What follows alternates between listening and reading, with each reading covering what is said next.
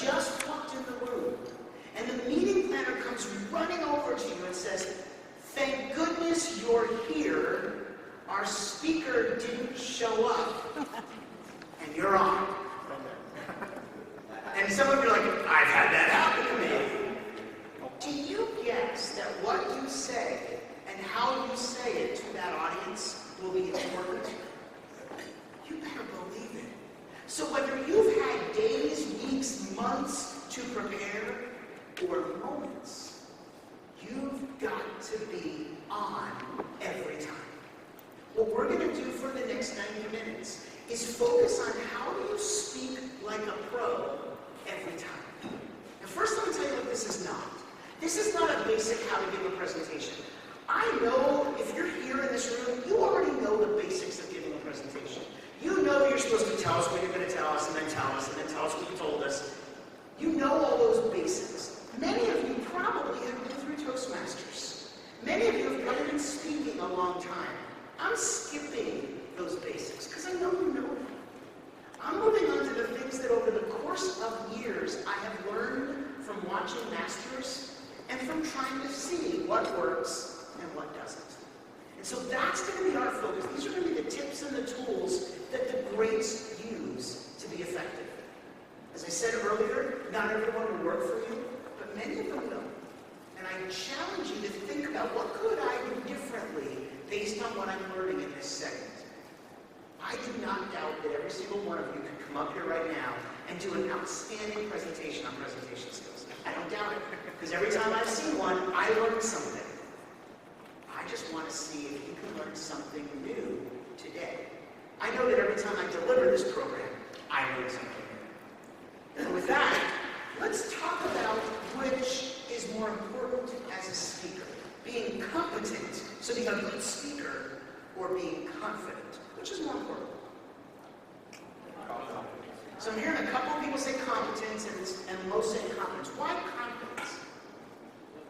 You're not confident, people can't believe your message. Yeah, you said if you're not confident, people can't believe your message. In our experience, competent speakers who are not confident aren't believable. Confident speakers who are not competent get more competent because they believe they can do it. And so the first cornerstone of what we're going to discuss today is how you build confidence. Now, unlike Chris and that really cool slideshow that she had, mine is extremely basic, intentionally. Because unlike many of you, I've shown up to places to give a speech, and the AV did not work. And I have learned, both from doing a program where I must have AV, because there's no way to do it without it, and programs where I'm in a setting where it might not work, that I try to do something that is simple, that if it's not there, I can still go. And so all you're going to see on the screen is what you have on your paper, with one exception, and I'll point that out when I get there. It's all there. So your handout is your crib sheet for taking notes. So why do you think it is that people get so nervous before they speak? One of the things that we've noticed over the course of time is they've done a lot of studies. And although this may not be as true outside of the U.S., in the U.S., when they ask people, what is something you fear? Typically, they get two answers: public speaking and death. In that order. So people would rather be dead than get up in front of a group of people to speak. To take it one step further, what we're saying is we'd rather be in the coffin than giving the eulogy. First of all, I know you're all speakers, so only about a third of you would agree with that. But for many of us, there is some fear. I've been speaking, well, if I'm being honest, I've been speaking for about 53 years because my first words came really quickly after coming out of the womb. I love to speak. I still get nervous. I still get nervous, and I am fearful of the day that I don't get nervous. Why? Because I fear that if I don't get nervous, it means I don't care. What are some things that you do to build your confidence and to reduce your stress? What are some things you do? Practice. Practice. This is huge. In fact, I'm going to give you the 6 steps to being awesome every time you deliver. You ready? Prepare. Prepare. Prepare. Wait for it. Practice, practice, practice. This is coming from someone who has sung at Carnegie Hall. I know. It takes practice. Some of you are thinking, that was just one of those droppings to make me sound better than I really am. You've got to always be prepared. Even if it's the scenario I set up at the beginning where somebody just says you're on. You have been preparing your entire life.